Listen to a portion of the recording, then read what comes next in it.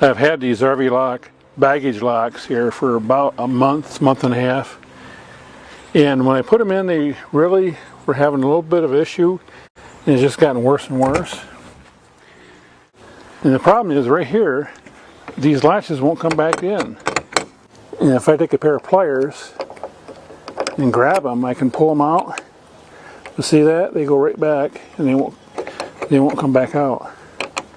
And I've tried lubing them with, you know, some dry silicone. It doesn't seem to help any. Now, what kind of miffs me a little bit is I shouldn't have to fix something that costs as much as these did. This was marginal to begin with, but after a month being out in, you know, the elements and rain and wind and getting dirt in them, they just are worse. And you see, even with the things not even in, they really don't want to snap back. So we're going to fix it. So the first thing we want to do is disconnect the catch. Alright. And then we'll disconnect this one. And then finally the third one.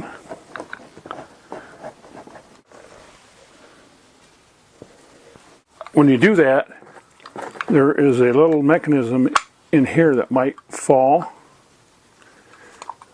and it's connected to this, but we're going to try to keep it from falling. Now, one of the problems is right here. That's stiff. It's interesting, the one I replaced was a Bauer lock, a mechanical lock without the combo, and this is all metal, these pieces. And this is actually the second lock that I've done, so I know the procedure.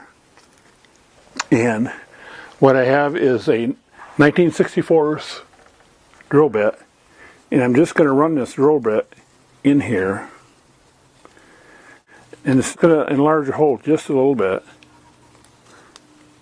and do it by hand instead of a drill, because you don't want to drill into your palm of your hand, plus you don't want to destroy this at all. And you might end up with a burr, and if you do, just take and kind of deburr it a little bit with like a box cutter or something. When we put it back together, you'll see now that's much looser. This is a dry lubricant, dry silicone, and when we reassemble, we just want to do a little silicone there, and that makes it much, much looser. And try to remember what hardware went together. If you forget this, for this, it's got a built-in washer, and it's flat on the bottom. It's the only one like it. And when you tighten it up, if you tighten it too tight, it'll bind again. So just back off just a little bit, just a hair, so that it's like that. Okay? Now if this little pawl in here falls off, you can tell where it should be by the orientation of this notch. And the underside of this is a O-ring to keep water out, plus when you put this on, it's going to bind a little bit. So we want to just put a little silicone on here too. And then we want to put that back there. And then this screw is another one with a built-in washer, but this has got a point on the end of it.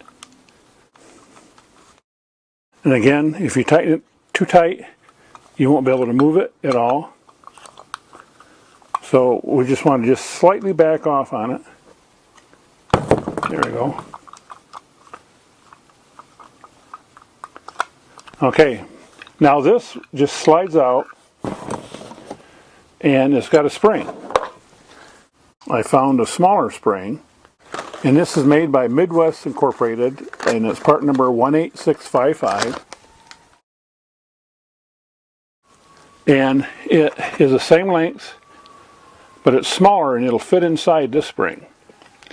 And this adds just about 20% to the pull of the spring, which you don't want to go too far because this is just plastic, and if you put a real heavy spring in there, you could break something, and we don't want to do that. And also just, again, silicone this with a little dry lube.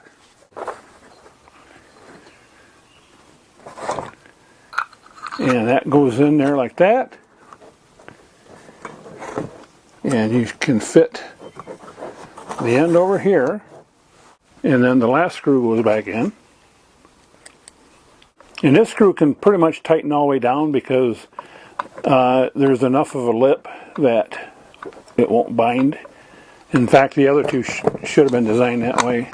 So now we have much stronger acting mechanism. I mean, it never snapped back like that before. So we're going to put it back in the RV and test it out.